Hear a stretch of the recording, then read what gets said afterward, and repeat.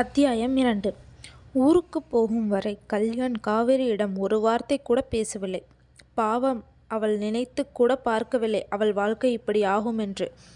வீட்டுக்கு கடைக்குட்டி செல்லம் சந்தோஷமாக இருந்தவள் இப்போது புருஷனுடைய ஒரு பார்வை கூட கிடைக்காதது ஏமாற்றத்தோடு அருகில் அமர்ந்திருந்தாள். வீட்டுக்கு வழி கேட்க மட்டுமே அவளிடம் பேசினான் கல்யாண். சரியாக அவள் ஊருக்கு சென்று 2 அக்காவும் மாமாவும் வீட்டு வாசலுக்கு போவதற்கு முன்பாகவே இவர்கள் கார் அங்கு சென்றது. மிடில் கிளாஸ் குடும்பம், அழகான கிராமத்து ஓட்டு வீடு. வீட்டு வாசலில் பந்தல் போட்டு வாழை மரங்கள் கட்டி வரவேற்பு அழகாக இருந்தது.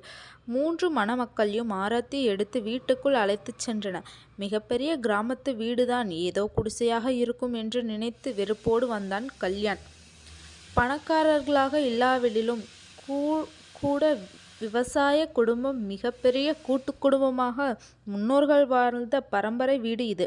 இப்போது தனது 3 மகள்களுடன் நல்ல சிவமும் அவள் மனைவி பார்வதியும் அங்கு வசித்து வந்தார்கள். உள்ளே சென்றால் பாரம்பரியமான வீடு என்பதை அந்த வீட்டின் அமைப்பே காட்டி கொடுக்கும். அங்கும் பால் பழம் கொடுக்கும் சம்பிரதாயமும் நடந்தது. இப்போது வேறு வழி இல்லாமல் வந்த இடத்தில் பொறுத்து போக வேண்டும் என்று அவன் அம்மா சொன்னதை மனதில் வைத்து கல்யாண் அவர்கள் சொல்வதை கேட்டு கொண்டு அமைதியாக அமர்ந்திருந்தான். மற்ற 2 தம்பிகளும் கொஞ்சம் திக் நிமிடம் போல்தான் இருந்தது. அவனுக்கு கோபம் வராத மாதிரி நடந்து கொள்ள வேண்டும் என்பதில் அவர்கள் இருவரும் கவனமாக இருந்தார்கள். ஒவ்வொரு விஷயங்களையும் பார்த்து பார்த்து செய்தார்கள். ஆனால் அக்கா 2 பேர் தான் தங்கையை கவனிக்க மறந்துவிட்டார்கள். காவேரியின் முகம் வாடியிருப்பதை பார்த்து அவள் அம்மா பார்வதி தனியாக அழைத்து சென்று காவேரியிடம் கேட்டபோது, என்ன ஆச்சுமா, முகம் வாடியிருக்கு என்று கேட்டாள்.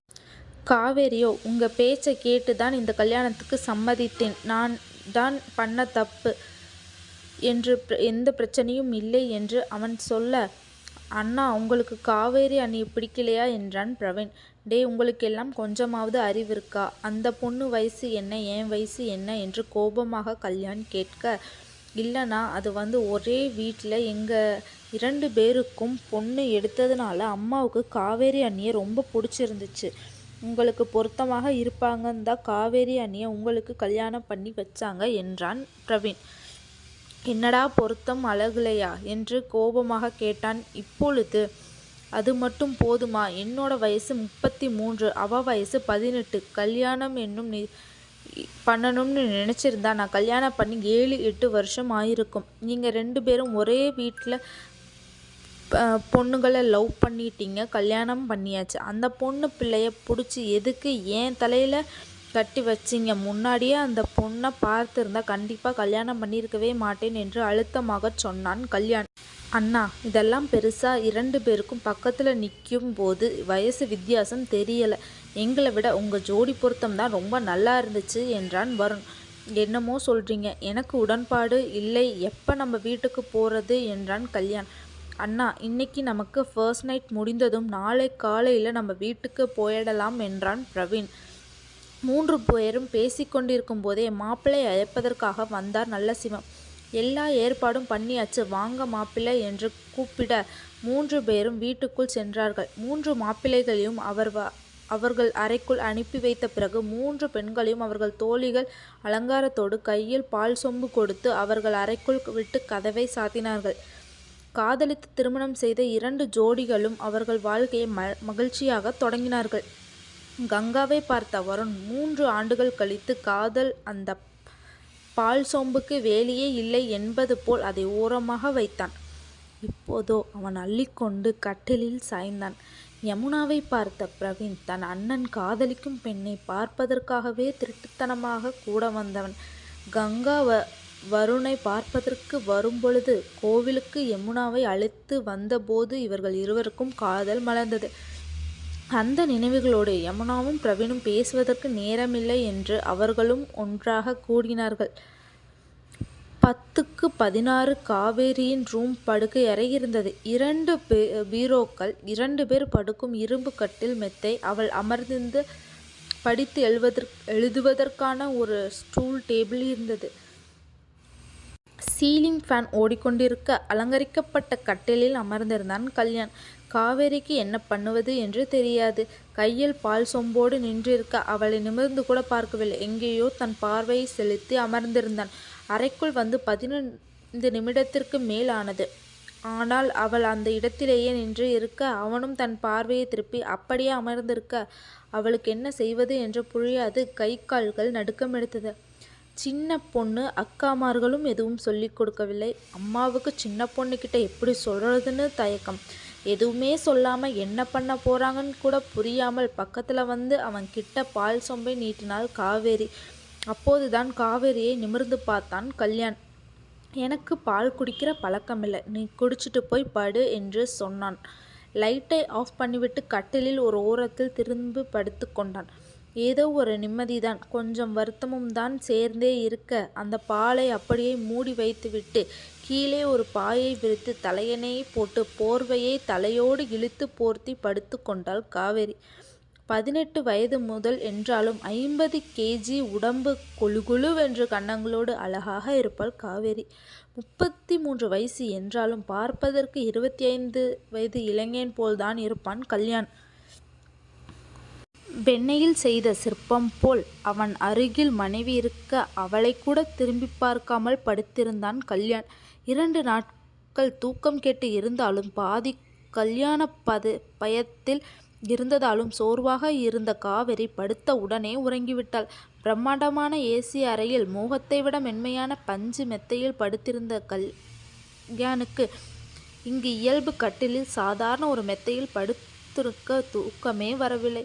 உருண்டு உருண்டு படுத்து பார்த்தவன் பாதி இரவில் எழுந்து பார்க்க காவேரி அவள் தனியாக இருக்கும்போது படுப்பது போல் எந்த கவலையும் இன்றி நன்றாக உறங்கி கொண்டிருந்தாள். சிறிது நேரம் பார்த்தவன் எழுந்து வெளியில் சென்று விட்டான். அடுத்த நாள் காலையில் காவேரி எழுந்து பார்க்கும்போது அங்கு கல்யாண் இல்லை. வேகமாக எழுந்து தன் கல்யாண உடைகளை மாற்றிக்கொண்டு ஒரு சுடிதார் போட்டுக்கொண்டு வெளியில் சென்று தேடி பார்த்தாள். 2 கார்கள் நின்றிருந்தது. கல்யாணின் கார் அங்கு.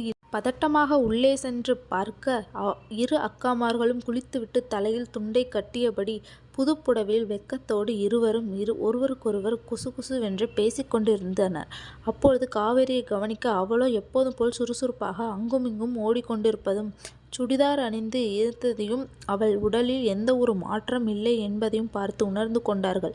அவளுக்கு இரவில் எதுவும் நடக்கவில்லை என்று தயக்கமாக இருந்தாலும் வேறு வழி இல்லை என்று அவள் அக்கா கணவன்களிடம் சென்று கேட்டாள் காவேரி. மாமா, உங்கள் அண்ணனை காணோம், நீங்கள் பார்த்தீங்களா என்று லேசாக தயக்கத்தோடு கேட்டாள். முறைக்கு கொழுந்தனாக இருந்தாலும் அவங்க வீட்டு மூத்த மருமகள், தன் அண்ணன் சம்சாரம், அண்ணி என்ற மரியாதையோடு, என்ன அண்ணி சொல்கிறீங்க, அண்ணாவை காணோமா, நைட்டு உங்கள் கூட தானே இருந்தார், நீங்கள் எங்ககிட்ட வந்து கேட்குறீங்க என்று பதட்டமாக பிரவீன் கேட்க, இல்லை, உங்கள் வீடு மாதிரி அவருக்கு இங்கே வசதி இல்லை போல், நைட்டு தூக்கம் இல்லாமல் கஷ்டப்பட்டுட்டு இருந்தார், நான் தூங்கிட்டேன், காலையில் பார்க்கும்போது அவரை காணோம், நீங்கள் ஃபோன் பண்ணி பார்க்குறீங்களா என்றாள் காவேரி. இங்கு வசதிகள் இல்லாத காரணத்தினால் கல்யாண் தன் வீட்டிற்கு சென்று விட்டான். கல்யாணின் அறையில் கதவு தட்டும் சத்தம் கேட்க லேசாக கைகளை முறுக்கியபடி எழுந்தவன் சென்று கதவை திறந்தான். கதவை திறந்தவுடன் பதட்டமாக அவன் அப்பா உள்ளே வந்தார்.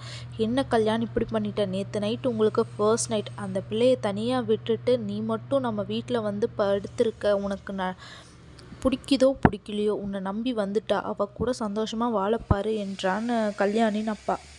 உனக்கு ஒரு வாரிசு வேணும், அதை புரிஞ்சுக்கோ, எங்கள் மேலே இருக்க கோபத்தை அந்த பொண்ணு மேலே காட்டிடாத, உன் வாழ்க்கை நல்லா இருக்கணும்னா நான் உனக்கு தெரியாமல் கல்யாணம் ஏற்பாடு செய்தோம், பாவம் சின்ன பொண்ணுடா, அவள் அக்கா அவங்க 2 பேருக்கும் சந்தோஷமாக இருக்கும்போது அவள் மட்டும் கஷ்டத்தில் இருந்தா ஏங்கி போயிடுவா என்று புத்தி சொல்ல, அப்பா ப்ளீஸ், இந்த அட்வைஸ் பண்ணுறதெல்லாம் எனக்கு சுத்தமாக பிடிக்காது, என்னோடய லைஃப் பார்த்துக்க எனக்கு தெரியும், அவளுக்கு நான் தாலி கட்டியிருக்கேன், கண்டிப்பாக அவள் கூட குடும்பம் நடத்துவேன், அதுவும் இந்த வீட்டில் இந்த ரூமில் என்னால் எப்படி ஹாப்பியாக இருக்க முடியும், அதனால தான் நான் வந்துட்டேன், இன்றைக்கி நைட்டு நம்ம வீட்டில் எனக்கும் அவளுக்கும் ஃபர்ஸ்ட் நைட் நடக்கும், அதுக்கு ஏற்பாடு பண்ணுங்க என்று சொல்லிவிட்டு குளியலறைக்குள் நுழைந்தான். இவனை திருத்தவே முடியாது, பரவாயில்ல, இங்கேயாவது அவள் கூட சேர்ந்து வாழ்கிறேன்னு சொன்னானே, அது வரைக்கும் சந்தோஷம் என்று நினைத்து விட்டு வெளியே சென்றார் வேலாயுதம். காவேரியின் வீட்டில் ஜோடியாக அமர்ந்து தன் 2 அக்காமார்களும் சாப்பிட்டு கொண்டிருக்க தனியாக அமர்ந்து சாப்பிட்டு கொண்டிருந்தாள் காவேரி.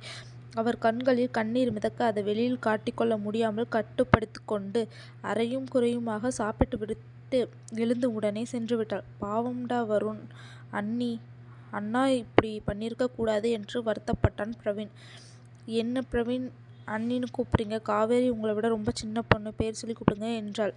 யமுனா, வயசில் சின்னவங்களா இருந்தாலும் என் அண்ணனோட ஒய்ஃப் அவங்கள நான் அண்ணின்னு தான் கூப்பிட்டு ஆகணும் அப்படி என்று பிரவீன் கூறினான். இப்படி இருக்க 3 ஜோடிகளில் முதல் 2 ஜோடிகளும் தனித்தனியாக அவர்கள் வீட்டிற்கு தனித்தனி காரில் சென்று விட்டார்கள். காவேரியோ தன் அம்மாவுடன் பஸ்ஸில் ஏறி அவளும் தன் மாமனார் வீட்டிற்கு சென்றாள். இத்துடன் அத்தியாயம் 2 முடிகிறது.